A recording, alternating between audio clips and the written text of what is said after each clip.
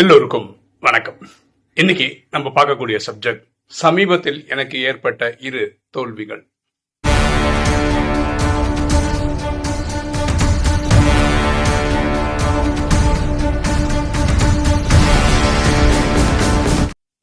நான் ராஜயோகம் 15 வருஷமா பிராக்டிஸ் பண்றேன். அதுல அமிர்த வேளையில சில ஆத்மாக்களுக்காக நான் கண்டினியூஸா யோகா பண்றேன். சில பேருக்கு 2-3 வருஷமா பண்றேன். அப்படி பண்ணிட்டு இருக்கிற சில ஆத்மாக்களுக்கு நான் பண்ற முயற்சியில 2 தோல்விகள். அதை தான் இந்த வீடியோல பார்க்க போறோம். அதாவது நம்ம தொட்டதெல்லாம் ஜெயிச்சிரும் அப்படின்லாம் ஒன்றும் கிடையாது. அந்த அனுபவத்தை உங்களுக்கு கூட ஷேர் பண்றேன். இது தோல்வின்னு எடுத்துக்கணுமான்னு கூட தெரியல. என்னோட ஒரு முயற்சி வெற்றியை நோக்கி போல, அப்படிதான் கரெக்டாக சொல்ல முடியும். ஏன்னா அது என்னோடது கிடையாது, அடுத்தவங்களுக்காக நான் பண்றது. ஃபர்ஸ்ட் விஷயத்துக்கு போயிடுவோம், சஸ்பென்ஸ் உடைச்சிருவோம். ஃபர்ஸ்ட் விஷயம் என்னன்னா, ஒரு தம்பி, நான் இந்த யூடியூப் ஸ்பேஸில் 9 வருஷமா இருக்கேன். அந்த தம்பி அவர் ஒய்ஃப் மேலே டிவோர்ஸ் நோட்டீஸ் கொடுத்துட்டு தான் வீடியோவே பார்க்குறாரு. சேர்ந்து வாழணும் அப்படின்னு நம்ம வீடியோலாம் சொல்கிறோம். அதை பார்த்துட்டு நான் இந்த மாதிரி டிவோர்ஸ் நோட்டீஸ் கொடுத்துட்டேன் அப்படின்னு வந்தார். இப்போ சொன்னால் நீங்கள் டிவோர்ஸ் பக்கம் போகாதீங்க, சேர்ந்து வாழ்த்துக்கு இது பண்ணுங்க, மனைவிக்கு இறைவன்கிட்ட இந்த அன்பின் சக்தி வாங்கி கொடுங்க அப்படிலாம் சொல்லியிருந்தேன். அவர் வாங்கி கொடுத்தாரு. 2-3 நாளில் அவங்க ஒய்ஃப் பேசினாங்க. ஆக்சுவலாக அதுக்கு முன்னாடி 6 மாதமாக பேசாமல் இருந்த ஒய்ஃபு இப்போ பேசுகிறாங்க. அதுக்கப்புறம் இவங்க 2 பேரும் இணக்கமாக வாழ்ந்தாங்க. ஒரு குழந்தையும் ஆயிடுச்சு. இன்றைய நிலைமையில் இது ஒரு 3-4 இயர்ஸ்க்கு அப்புறம் நடக்கிற சம்பவம். இன்றைய நிலைமையில் திருப்பி அவங்க கூட ஒரு ரிஃப்ட்டு. இப்போ அவங்க ஒய்ஃபு டிவோர்ஸ் நோட்டீஸ் கொடுத்துருக்காங்க. இப்போது லாஸ்ட் வீக்கில் அவருக்கு ஒரு ஹியரிங் போயிருக்காரு. ஹியரிங்கில் என்ன சொல்லிட்டாங்கன்னா, ஜட்ஜு இந்த மாதம் கடைசியில் ஒரு நாள் கொடுத்துருக்காரு, அந்த நாளுக்குள்ளே முடிவு பண்ணிட்டு வாங்க, சேர்ந்து வாழ போகிறீங்களா பிரிய போகிறீங்களா சொல்லுங்கள், அன்றைக்கி எல்லாம் பண்ணிடலாம் அப்படின்னா என்ன, இந்த மாதம் கடைசியிலே பிரித்து விட்டாலும் விட்டுருவாங்க போல. அதாவது மியூச்சுவலாக 2 பேரும் வேண்டான்னு சொன்னால் ரொம்ப சீக்கிரம் முடிச்சுடுவாங்க போல. நமக்கு இந்த தம்பி வந்த புதுசுலேயே டிவோர்ஸ் நோட்டீஸ் போட்டு வந்தவரில் அன்றைக்கே பிரிஞ்சிருந்தான்னு வச்சுக்கோங்க, குழந்தைன்னு ஒன்று இருந்திருக்காது. யோகா பண்ணி சேர்ந்து வாழ்ந்து ஒரு குழந்தைய ஆனதுக்கு அப்புறம் இன்னைக்கு சண்டை போட்டு பிரிகிறாங்க. ஒய்ஃப் குழந்தைய கூட்டிகிட்டு போயிடுவாங்க, இவர் தனியாகிடுவார். நான் அன்னிலேருந்து இன்னைக்கு வரைக்கும் அந்த தம்பிக்காக யோகா பண்ணுறேன். அதாவது இவங்க 2 பேரோட கெமிஸ்ட்ரி நல்லா ஒர்க் அவுட் ஆகணும், சரியாக இருக்கணும், சேர்ந்து வாழணும்னு நினைக்கிறேன். ஆனால் இது டிவோர்ஸை நோக்கி தான் போகுது. இதில் விஷயம் என்னென்னா, இவங்க 2 பேருக்குள்ள இருக்க கார்மிக் அக்கௌண்ட் தான் இதெல்லாம் பண்ணுது. நம்மளது ஒரு கேட்டலிஸ்ட் மாதிரி. அதாவது நம்ம நன்மையின் பக்கம் யோசிக்கிறோம், 2 பேரும் சேர்ந்து வாழணும் அந்த குழந்தையோட நன்மைக்காக அப்படின்னு நம்ம நினைக்கிறோம். அதுதான் நம்மளோட யோகா பண்ணுறதோடைய லாஜிக்கும். ஆனால் இவங்களோட 2 பேருடைய இது எப்படி இருக்குன்னா, கார்மிக கொண்டு 2 பேரும் அடிச்சுன்னு பிரிகிற மாதிரி தான் இருக்குது. இது எனக்கு ஒரு சங்கடத்தை தருது. அப்புறம் ட்ராமா அப்படி தான் நம்ம எடுத்துக்கணும். ஓகே, நம்ம எல்லா எஃபர்ட்லையும் நம்ம ஜெயிச்சிருவோம் அப்படின்னு ஒன்றும் கிடையாது. இன்றைக்கும் அப்படி தான் யோகா பண்ணுறேன். இவங்க 2 பேரும் மனமாற்றம் சேர்ந்து வாழணும், இந்த தம்பிக்கு சேர்ந்து வாழணும்னு இருக்கு, ஏன்னா குழந்தை இருக்குன்றதுனால. ஆனால் அவங்க மனைவிக்கு அப்படி இல்லை. இது தோல்வி இல்லையா அப்படின்றத நீங்கள் கமெண்ட் செக்ஷனில் சொல்லுங்களேன். நம்ம இவ்வளோ தான் பண்ண முடியும் இல்லையா, நம்மளோட யோகா பண்ண முடியும். இத்தனை எபிசோடெலாம் அவங்க ஒய்ஃபோட நான் இது வரைக்கும் ஒரு வாட்டி கூட பேசினதில்லை. அவங்க எனக்கு கால் பண்ணதும் கிடையாது. ஆனால் இந்த மாதிரி ப்ராப்ளம் எனக்கு சொல்யூஷன் கொடுப்பீங்களான்னு அவங்க வந்தது கிடையாது. அவங்க ப்ராக்டிஸிங் பிகேவே கிடையாது, ஒரு நான் பிகே. அவங்க இந்த தம்பி தான் ப்ராக்டிஸ் பண்ணுறாரு. ஓகே, இது ஒரு சம்பவம். ஓகே, அதாவது வெற்றியே தராத ஒரு சம்பவம். அடுத்தது, ஒரு சகோதரி வெளிநாட்டில் இருக்காங்க. அந்த அம்மாவுக்கு ஒரு 75 வயசு ஆயிடுச்சு. அவங்களுக்கு ஒரு பொண்ணு பையன் வேற ஒரு நாட்டில் இருக்காரு. பொண்ணு கூட இவங்க தங்கியிருக்கிறாங்க. ஏன் தங்கியிருக்காங்கன்னா, அந்த பொண்ணுக்கு கல்யாணம் பண்ணி கொடுத்துருக்காங்க. அந்த கணவரும் இவங்களுக்கு பேர பசங்கன்னு 4 பேர் இருக்காங்க. எல்லாமே பெண் குழந்தைங்க. பெரிய குழந்தைங்க 10 வயசு ஆகுது, சின்ன குழந்தைங்க 1.5 வயசு ஆகுது. இப்போ இந்த மருமகன்றவர் பயங்கர புத்தாலி, பயங்கரமாக சம்பாதிக்கிறவர். வீடெல்லாம் பெரிய பெரிய வீடு, கார்லாம் BMW அந்த மாதிரி காரு. ஆனால் என்ன, ரொம்ப ஈகோ. அப்புறம் எப்போ பார்த்தாலும் கோவத்தில் என்ன பண்ணுறேன்னு தெரியாமல் வீட்டுக்கு இருக்கிற பொருள்லாம் போட்டு உடைப்பார். கேட்டால் நான் சம்பாதிச்சது, நான் வாங்கினது, நான் உடைக்கிறேன் அப்படின்னு வேண்டியது. இப்போது அவருக்கு ரொம்ப டஃப்பான டைம் போயிட்டுருக்கு. நான் ஜாதகெல்லாம் பார்த்தேன். அதில் இப்போ எந்த லெவலுக்கு வந்திருக்காங்கன்னா, அவர் டிவோர்ஸ் பண்ணுறேன், எல்லாரும் வீடு விட்டு காலி பண்ணிட்டு போங்க, இது என் வீடு. ஆக்சுவலாக அந்த வீடு இவரோடது தான், அதாவது பெரிய ஷேர் இவர் தான் போட்டிருக்கிறாரு. ஆனால் அவங்க ஒய்ஃப் பேரில் வாங்கியிருக்காரு.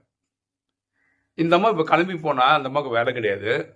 4 பெண் குழந்தைங்களோட, அதுவும் 1½ வயசு கையில் ஒரு குழந்தை வச்சுக்கிட்டு, 10 வயசில் 4 பெரிய குழந்தைய வச்சுக்கிட்டு எங்கே போவாங்க? உணவுக்கு என்ன பண்ணுவாங்க? இந்த வயசான அம்மா, ஒரு 75 வயசு அம்மா எப்படி அவங்க மகளையும் பேத்திங்களையும் பார்த்துப்பாங்க? இனிமே இந்த 75 வயசு மேலே இவங்க வேலைக்கு போவாங்களா? இவங்களுக்காக நான் யோகா பண்ணிட்டு தான் இருக்கேன். இது ரொம்ப நாளாக பண்ணல, சமீபத்தில் தான் பண்ணுறேன், ஒரு 2-3 மாசமாக தான் பண்ணுறேன். ஆனால் பண்ணிட்டு தான் இருக்கேன். இதில் இவருக்கு மனநிலை ரொம்ப மோசமாகி இப்போ ஹாஸ்பிட்டலைஸ்டாக இருக்கார். ஓகே, அதில் ட்ரீட்மெண்ட்டில் இருக்கார். இப்போ நான் என்ன சொன்னேன்னா, இவர் வந்து ஒரு நோயாளியாக மட்டும் பாருங்கள், மனநிலை பாதிக்கப்பட்டவராக மட்டும் பாருங்கள். ட்ரீட்மெண்ட் கொடுத்து சரி பண்ணி கொண்டு வந்துட்டானா, ஆனால் பயங்கர ப்ரில்லியண்ட்டு, சம்பாதிக்கிறாரு, அதெல்லாம் கரெக்டு தான். கண்டிப்பாக வந்து சம்பாதிப்பார். எப்படி இருந்தாலும் இவங்க 4 பெண் குழந்தை இருக்கு. இப்போ அவர் ஏதாவது டிவோர்ஸ் எல்லாம் பேசுறாருன்னா அந்த மனநிலை பேலன்ஸ் இல்லாதனால இப்படி பேசுறாரு அப்படின்னு புரிஞ்சுக்காங்க. நீங்களா போய் பெரிய குழப்பம்லாம் உருவாக்காதீங்க. நீங்க வந்து இந்த இதுக்கு கிரியேட் இவ்வளோ இது இருக்கும் போதும் அவர் வந்து பெருசா வந்து அவங்க ஒய்ஃப் எல்லாம் போட்டு அடிக்கிறது இல்லை, பசங்களை போட்டு அடிக்கிறதெல்லாம் கிடையாது, பொருளெல்லாம் போட்டு வச்சிடுறாரு. இதுவும் தப்பு தான். ஆனால் இவர் அவரோட செல்ஃப் கான்சியஸில் பண்ணுறாருன்றது கிடையாதுன்னு நான் சொல்ல வரேன். இப்போ அந்த மாதிரி என்ன சொன்னேன்னா, இதே இது உங்கள் பொண்ணுக்கு இந்த மாதிரி மனநிலை பாதிக்கப்பட்டு நான் டிவோர்ஸ் பண்ணுறேன், அதை பண்ணுறேன், இதை பண்ணுறேன், ஏதோ பேசுகிறாங்கன்னு வச்சுக்கலாம். நீங்கள் என்ன எதிர்பார்ப்பீங்க? உங்கள் மருமகன் பொறுப்பாக ஒரு ஹாஸ்பிட்டலில் கூட்டு போய் ட்ரீட்மெண்ட் பண்ணி சரி பண்ணணும் அப்படி தான் நினைப்பீங்க? அம்பவனை விட்டுட்டு போகணும்னு நினைப்பீங்களா? ஸோ நீங்கள் இப்போ உங்கள் மருமகன் அப்படி விட்டுறக்கூடாது அப்படின்னு நான் சொல்லியிருக்கேன். அவங்களும் ரெடியாக தான் இருக்காங்க. ஆனால் இப்போது அது எங்கே போகுதுன்னா, என்ன நடக்கும்னு தெரில. டிவோர்ஸில் போய் முடியுமா, இல்லை இவர் மனநிலையே இப்போ சரியாகுமா, இல்லை ஹாஸ்பிட்டலே இருப்பாரா, இல்லை ரொம்ப நாளுக்கு இதே மாதிரி இருப்பாரா, ஒன்றும் நமக்கு தெரியல. ஆனால் டெய்லி உங்களுக்கு யோகா பண்ணிட்டு தான் இருக்கேன். ஸோ இது ரெண்டுமே எனக்கு வந்து பயங்கர பாதிப்பை கொடுத்தது. சரி, நமக்கு கிளியராக தெரியுது. அதாவது இதில் நமக்கு ஒன்றும் இல்லை, டேரெக்டாக நம்ம ஒன்றும் பண்ண முடியாது. நம்ம வந்து ஒரு கேட்டலிஸ்ட் மாதிரி அவங்களுக்கு நல்லது பண்ண கொடுக்கணும். நம்ம எல்லாரும் நல்லா இருக்கணும்னு நினைக்கிறோம், அதுக்காக தான் யோகாவும் பண்ணுறோம். இது எல்லா யோகாவும் அவங்க கேட்டு நான் பண்ணலை. இந்த தம்பிக்கும் நான் பண்ண அவர் கேட்கல. ஆனால் நீங்கள் எனக்காக யோகா பண்ணுவீங்களான்னு அவர் கேட்கல, இந்த வீட்டுக்காரங்களும் என்ன கேட்கல. எனக்கு ஒரு தார்மீக பொறுப்பாக என்னோட சகோதர சகோதரிகள் இப்படி கஷ்டப்படுறாங்க, அவங்க அப்படி ஆகக்கூடாதுன்னு நினச்சி கனெக்ட் பண்ணுறோம். அப்படி இருந்தாலும் அவங்க கார்மிக் அக்கௌண்ட் ரொம்ப பவர்ஃபுல்லாக இருக்கிறதுனால நம்ம நினச்ச மாதிரி ரிசல்ட்டு வரல. இது நான் சொன்ன 2 கேஸ்லையுமே கதைகள் மாறலாம். ஓகேவா? இன்னைக்கு நான் வீடியோ போடும்போது இருக்க அவஸ்தையை தான் நான் சொல்கிறேன். நாளைக்கு அந்த ஃபர்ஸ்ட் கேஸில் இருக்கிற அந்த மனைவின்றவங்க புரிஞ்சு புருஷன் கூட சேர்ந்து வாழலாம், அது நடக்கலான்ற மாதிரி. இங்கேயும் இவர் உடல்நிலை சரியாக வந்து திரும்பி மனைவி குழந்தைங்களோட நல்லா வாழ்வார் அப்படியும் நடக்கலாம். ஆனால் இன்னைக்கு நிலவரத்தில் வந்து எல்லாமே ரிப்பேராக தான் இருக்குது ரிலேஷன்ஷிப்பில். பொதுவாக நம்ம என்ன சொல்கிறோம், எப்போவுமே நாடகம் நேற்றும் நல்லது, இன்றைக்கும் நல்லது, நாளைக்கும் நல்லதுன்னு சொல்கிறோம். என்ன நடக்குமோ அப்படின்னு கவலைப்படாமல் எல்லாம் நல்லதே நடக்கும்னு பார்க்க சொல்கிறோம். கரெக்டாக? நமக்கு எப்போவுமே நம்ம மேலே நம்பிக்கை இருக்கணும், இறைவன் மேலே நம்பிக்கை இருக்கணும், ட்ராமா மேலே நம்பிக்கை இருக்கணும், பரிவாரத்தின் மேலே நம்பிக்கை இருக்கணும்னு சொல்கிறோம். நம்ம வந்து ஒரு கவலையற்ற மகாராஜாவாக வாழணும் அப்படின்னு சொல்கிறோம். ஸோ இதெல்லாம் இருக்கிறதால நம்ம அந்த ஆங்கிளாக யோசிக்கிறோம். இருந்தாலும் ப்ராக்டிக்கலாக சில விஷயங்கள் இருக்குல்ல. இந்த ஃபர்ஸ்ட் கண்டிஷன் வந்து 2 பேருக்குமே பெரிய அண்டர்ஸ்டாண்டிங் இல்லாத 2 ஆத்மாக்கள் எப்படியோ கல்யாணம் பண்ணிக்கிட்டாங்க, அப்படி ரிஃப்டோடு ஓடினுக்குது கதை. ஸோ இது அங்கே பிரிஞ்சு போகிறது மாதிரி தான் போகுது. இது எங்கே போகுதுன்னே தெரில, 2வது கதை எங்கே போய் முடியும்னே தெரில. ரொம்ப $1 மில்லியன் கேள்வியாக இருக்குது. அவங்களுக்கு டெய்லி வாய்ஸ் நோட்டில் ஆறுதல் கொடுத்துட்ருக்கேன், அவங்களுக்கு யோகா பண்ணிகிட்ருக்கேன், இவ்வளோ தான் நான் பண்ணுறேன். ஆனால் இப்போதுக்கு எனக்கு என்னென்னா, நான் யாருக்கெல்லாம் யோகா பண்ணணும், இந்த 2 பேருக்கு பண்ணுற யோகா வந்து தோல்வியை நோக்கி போகுது அப்படின்னு நினைக்கிறேன். ஆனால் பாபா வாணியில் என்ன சொல்கிறாரு, 7 days கோர்ஸ் ஒருத்தருக்கு எடுக்கிறோம், முடிச்சிட்டோம், ரொம்ப நல்லா சொல்லி கொடுத்தோம், அதுக்கப்புறம் சென்டருக்கே வரலன்னா பாபா சொல்கிறது என்னென்னா, நீங்கள் 7 days கோர்ஸ் எடுத்துட்டீங்க, அறிமுகம் கொடுத்துட்டு இதுக்கு உங்களுக்கு இது வந்து கிரெடிட்டை நான் அவங்க அக்கௌண்ட்டில் போட்டுறேன், அவங்க வராததும் வர்றதும் எல்லாம் வந்து அவங்க கார்மிக் அக்கௌண்ட்டை பொறுத்ததாக இருக்கும் அப்படின்னு சொல்லியிருக்காரு. அதே மாதிரி தான் இதையும் நம்ம பார்க்கணும். இருந்தாலும் கொஞ்சம் வலிக்குது, இந்த மாதிரி ஒரு சகோதரர் வாழ்க்கை எப்படி போகுது, இந்த மாதிரி ஒரு சகோதரியோட வாழ்க்கை எப்படி போகுதுன்றது கொஞ்சம் கஷ்டமாக தான் இருக்குது. இப்போ நீங்கள் எப்படி பார்க்குறீங்க இந்த 2 சம்பவத்தையும்? இது தோல்வின்னு பார்க்குறீங்களா, இல்லை இது ட்ராமான்னு பார்க்குறீங்களா? இது பெருசாக எடுத்துக்காதீங்க, நீங்கள் உங்களால் முடிஞ்சது பண்ணுறீங்க அப்படின்னு நீங்கள் சொல்கிறீங்களா? என்ன இருந்தாலும் கமெண்ட் செக்ஷனில் சொல்லுங்கள். ஓகே, ஒரு தகவல். ஒரு சகோதரி என்ன கேட்டிருந்தாங்கன்னா, நம்ம வீடியோ போடுறோம் இல்லையா, அந்த வீடியோ போடும்போது கடைசியில் முடிக்கும்போது நீங்கள் வந்து சத்தியுக காட்சிகள்லாம் காட்டுற மாதிரி வச்சு முடிச்சிங்கன்னா தினசரி உங்கள் வீடியோ நாங்கள் பார்க்குறோம்.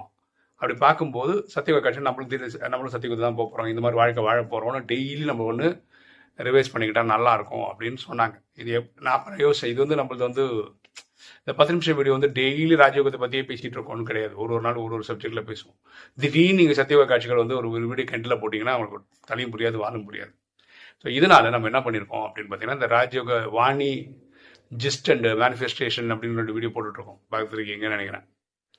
அந்த இதில் கடைசியில் வீடியோவில் வந்து என்ன பண்ணியிருப்போம்னா, மண்மனா பவ தன்னை ஆத்மாவனை உணர்ந்து ஆத்மா தந்தை அன்பா நினைவு செய்தால் ஆத்மாவுக்கு பாவம் எரியும் அப்படின்னு போட்டிருப்போம். அந்த கிளிப்பிங் பார்ட்டில் வந்து காட்சிகள் வந்து ஃபுல்லாக சத்தியுகத்தோட காட்சிகள் காட்டும். ஏன்னா தினசரி அந்த வீடியோ போட்டுட்டு தான் இருக்கும். ஓகே, வாணிஜிஸ்ட் அண்ட் மேனிஃபெஸ்டேஷன் போட்டுட்டு தான் இருக்கும். அதில் கடைசியில் இந்த மண்மனாபாவை பற்றி எக்ஸ்பிளைன் பண்ணும்போது சத்தியுக காட்சிகள் காட்டுறோம்.